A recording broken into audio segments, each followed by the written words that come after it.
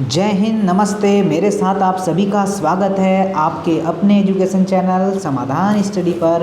तो चलिए आप सभी के लिए केमिस्ट्री का बहुत ही महत्वपूर्ण और शानदार सा सेशन स्टार्ट हो रहा है। आपको आज जो है केमिकल रिएक्शंस वाले क्वेश्चन करवाने वाला हूँ साथियों, और ये आपको एग्ज़ाम में देखने को मिलने वाले हैं। तो चलिए आप सभी साथी मेरे साथ इस सेशन में जुड़ जाइएगा। केमिस्ट्री का टेंशन खत्म, अब हम लोग लेंगे सिलेक्शन। तो चलिए हमारी सिलेक्शन वाली क्लास स्टार्ट करते हैं।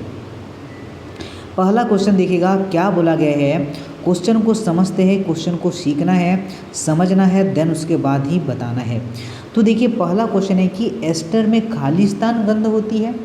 एस्टर में खालिस्तान गंध होती है, तीखी होती है, रासायनिक होती है या फिर फल जैसी होती है। नोट करना कैसी होती है, फल जैसे होती है। क्या होती सर जी, फल जैसी क्या होती, एस्टर की गंध होती है। ये हमें नोट करना। आगे देखिएगा नेक्स्ट क्वेश्चन क्या है।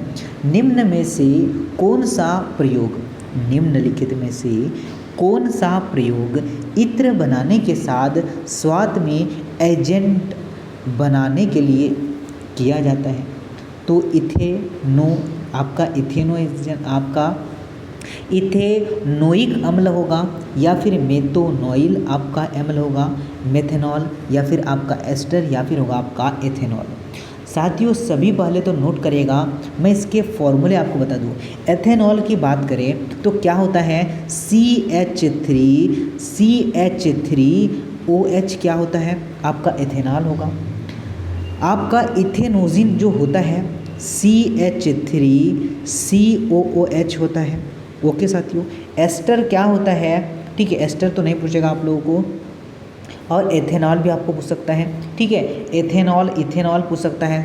शराब C2H5OH होता है सर जी, समझ आया। तो चलिए अब आपको ध्यान रखना है कि जो आपका एस्टर जो है, ठीक है, क्या बोला है, जो एस्टर आप लोग कमेंट्स कर रहे हैं ये बिल्कुल सत्य आंसर है सर जी। क्या आंसर बन जाएगा, एस्टर, ऑप्शन नंबर सी बन जाएगा। चलिए मैंने फॉर्मूले बता चुका है। देखिए आपकी बात करें कि इथेनॉल अम्ल की, तो यह सिरका और आपका जो है डिस्टिल्टी जो है एजेंट होता है।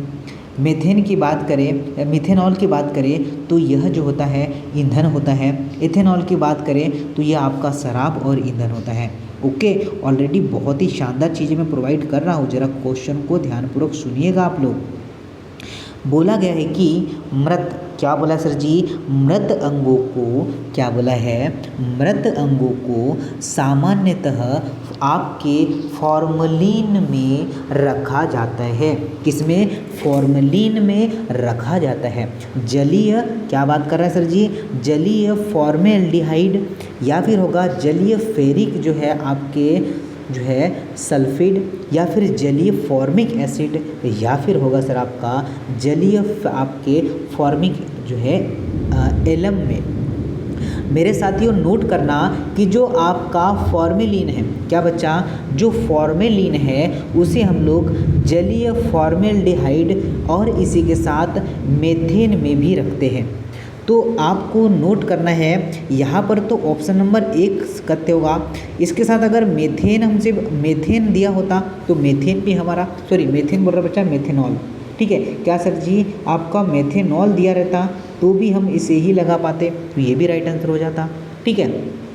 और इसमें कितना प्रतिशत होता है, तो लगभग यह जो होता है आपका 37% होता है। यह जली जो है आपके फॉर्मल्डिहाइड होता है, यह भी हमें नोट करना है। और आगे बढ़ते हैं, चीज़ों को सीखना है हमारे साथ, ठीक है, क्या करेंगे, चीज़ों को सीखेंगे हम लोग।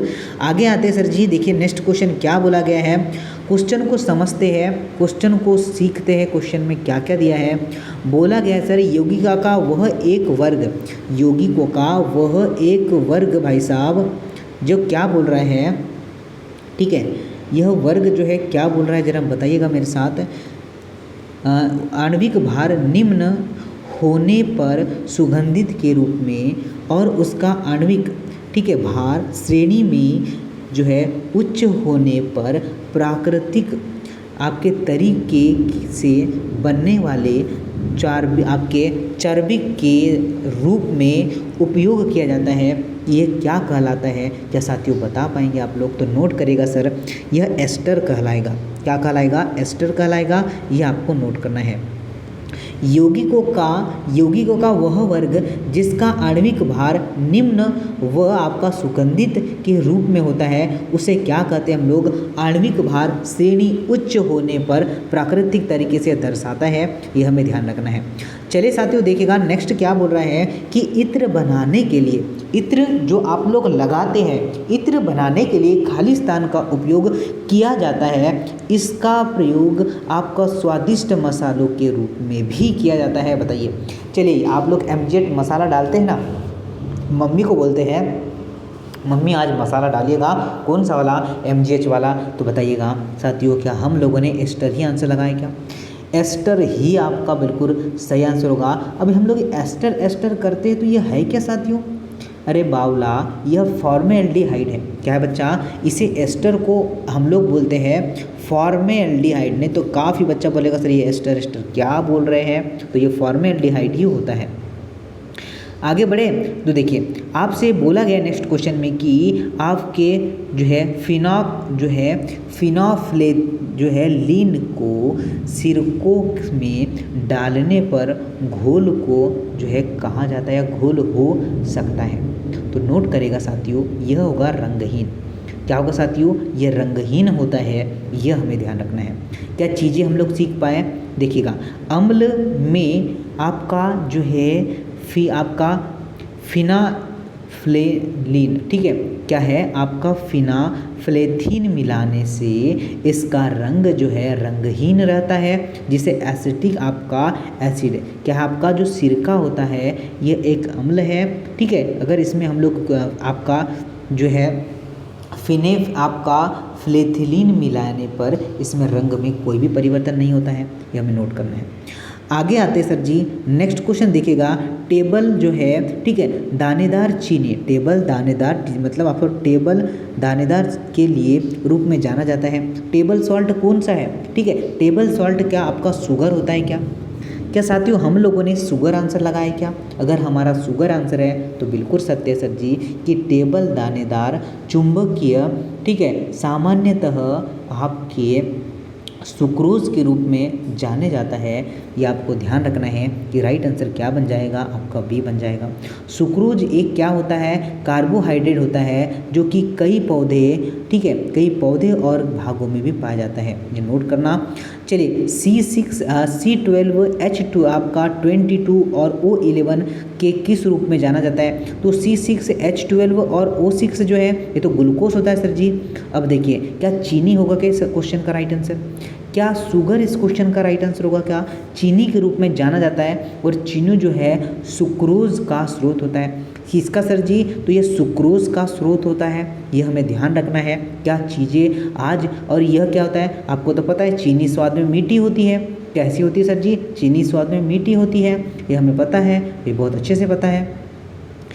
चलिए ये तो आपसे बोल लिया है कि यह सर जी सुक्रोज होता है, ठीक है। क्या है? फ्रक्टोज, लैक्टोज, गैलेक्टोज, ग्लूकोज तो होगा नहीं है, ठीक है।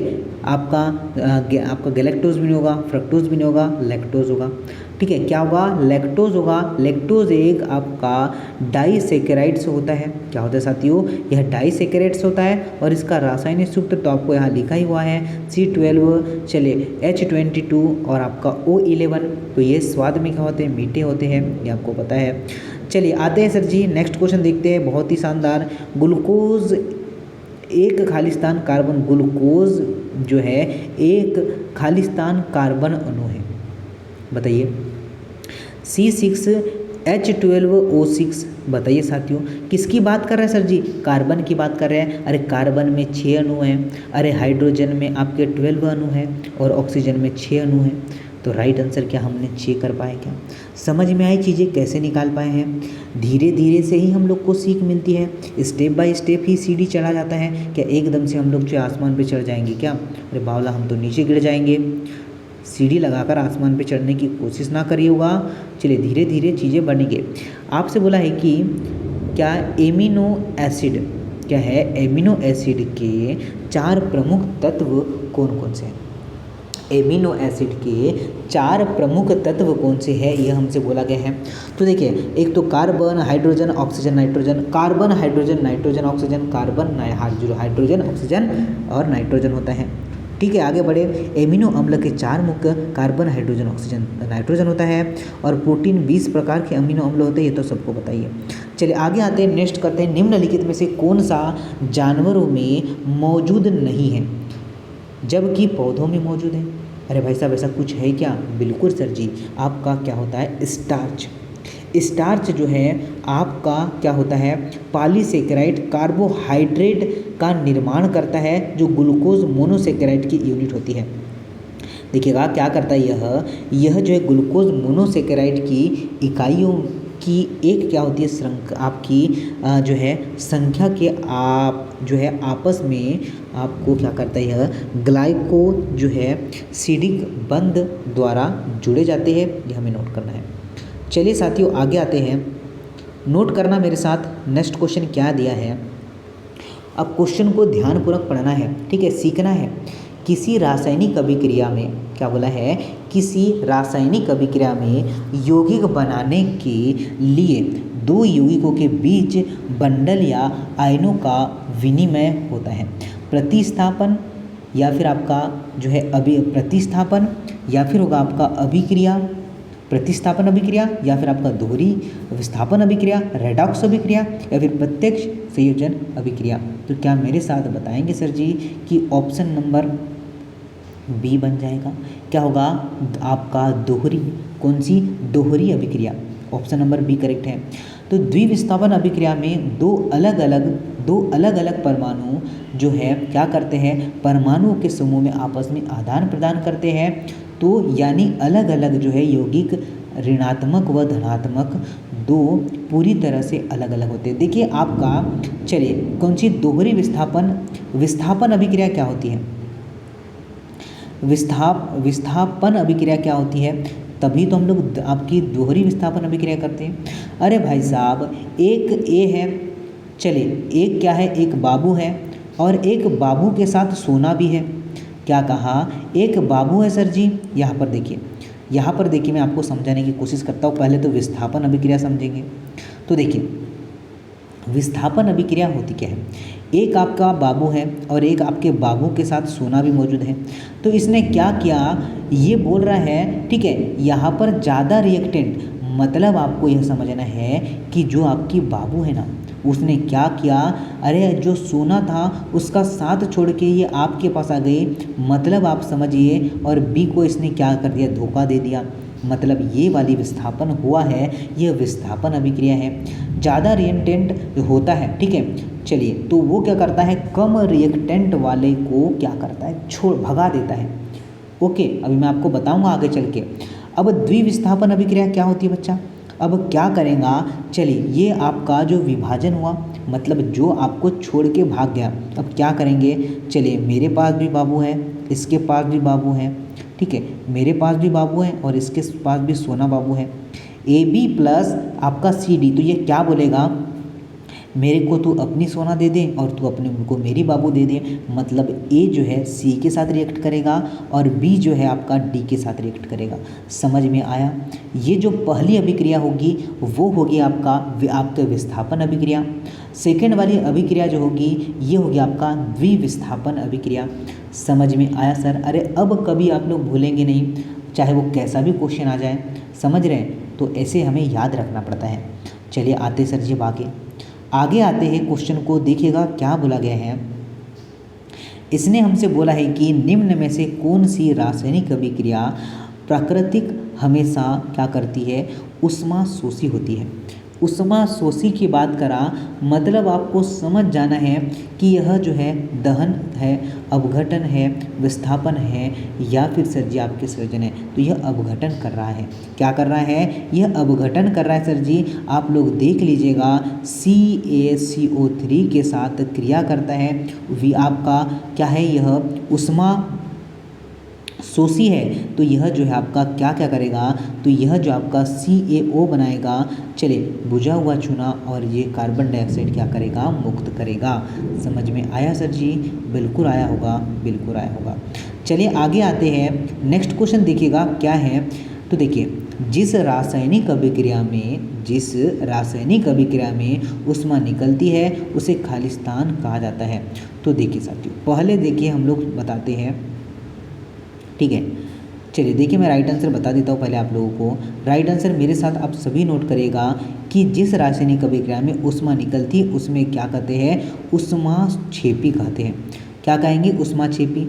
अरे ऊष्मा निकली तो क्षेपी होगा, और ऊष्मा रही जुड़ी तो क्या होगा, आपका शोषी होगा, ये ध्यान रखना है, ठीक है। देखिए, ऊष्मा शोषी अर्थात ऐसी जो है प्रक्रम या ऐसी रासायनिक अभिक्रिया जिसमें ऊर्जा बंधन ऊर्जा परिवर्तित हो जाती है, ठीक है, बंध के रूप में परिवर्तित, जैसे कि बर्फ का पिघलना, जल का वाष्प बन के उड़ना, ये सब किसके एग्जाम्पल है। तो ये सारे के सारे जो आपके एग्जाम्पल बनेंगे वो बनेंगे शोषी के।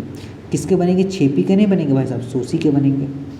आते हैं आगे जरा देखिए, प्रकाश ऊर्जा से क्या बोला है, प्रकाश ऊर्जा से पानी के अणु, प्रकाश ऊर्जा से पानी के अणु के विखंडन की प्रक्रिया को खालिस्तान कहा जाता है। तो देखिए, विसरण अपघटन या फिर विद्युत अपघटन या फिर प्रकाश अपघटन या फिर ताप अपघटन आप सभी को बताना है, सभी को नोट करना है। तो जिन साथियों ने लगाया है विद्युत अपघटन, ये बिल्कुल सत्य आंसर है।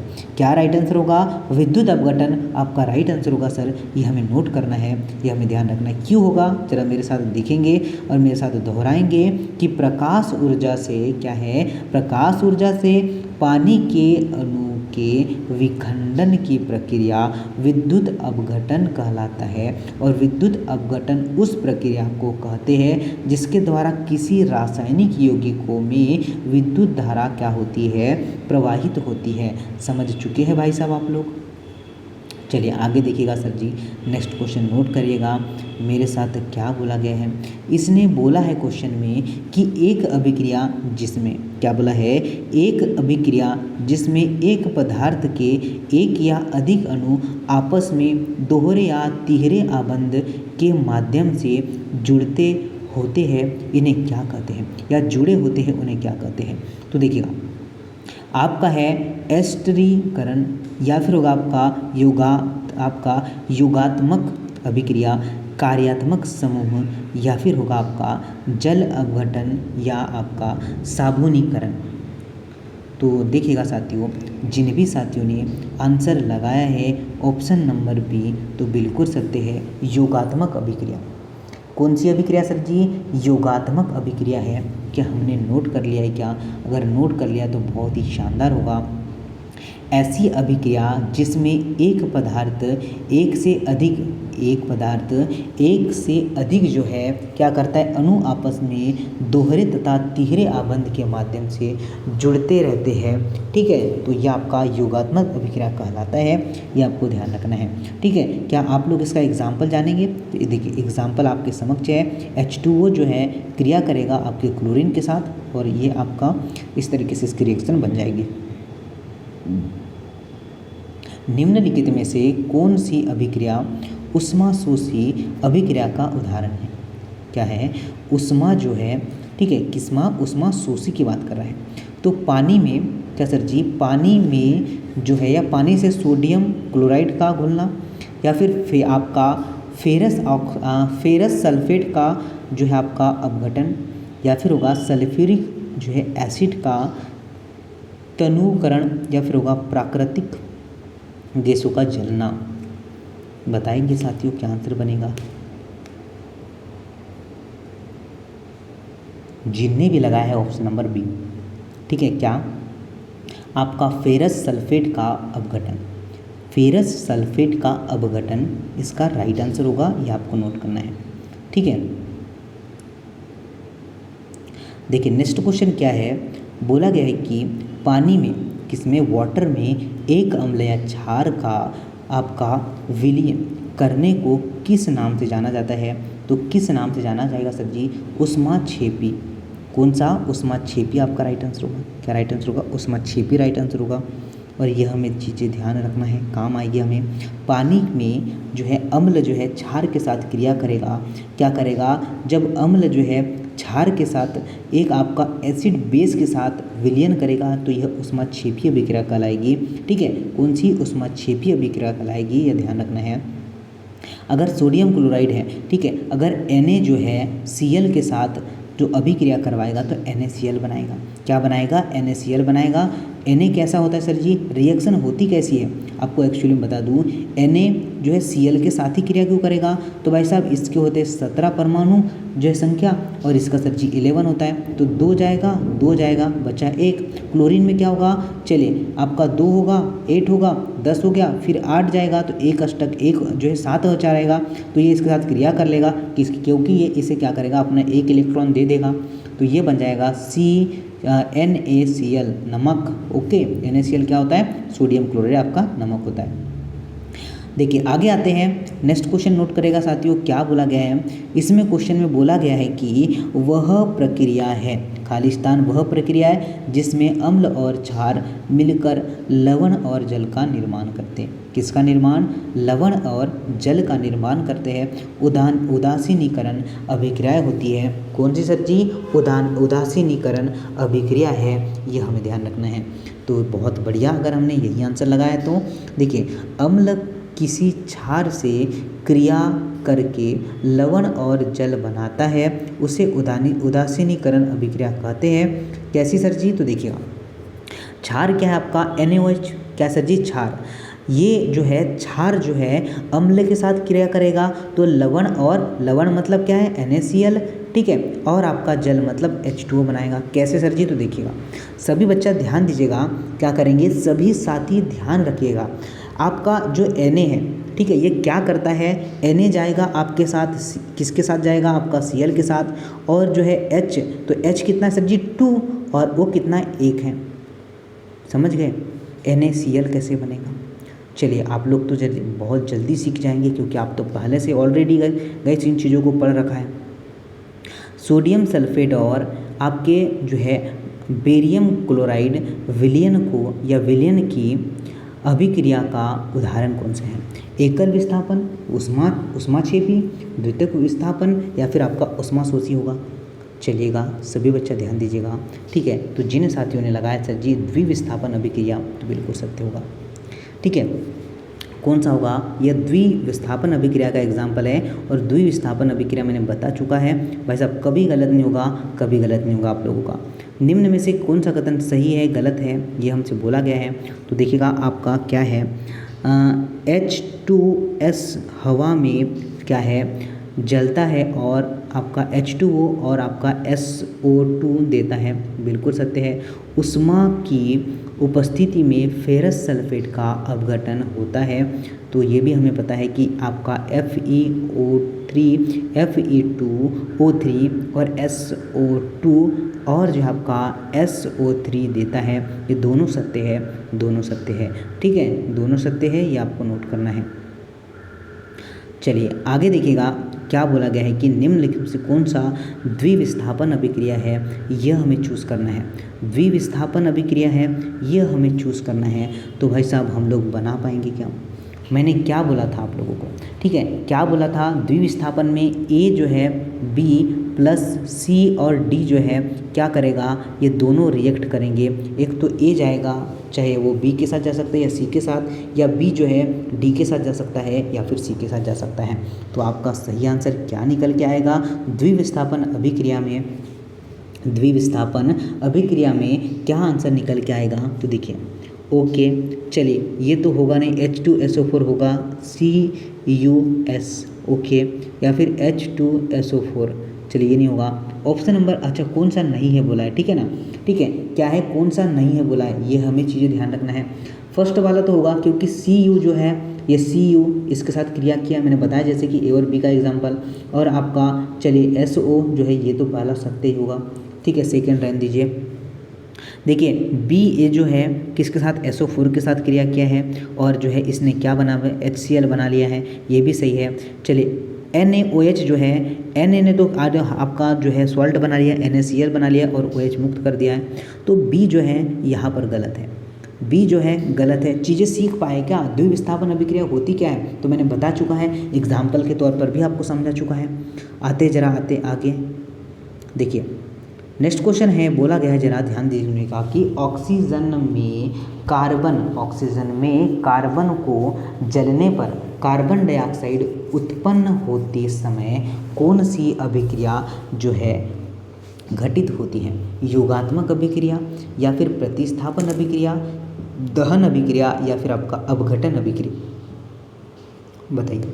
तो मेरे साथियों नोट करना, सभी बच्चा नोट करेगा कि आपका सही आंसर क्या होगा? दहन अभिक्रिया। क्या होगा? सी आंसर बिल्कुल सत्य सर जी, दहन अभिक्रिया यही हमने लगा पाया होगा।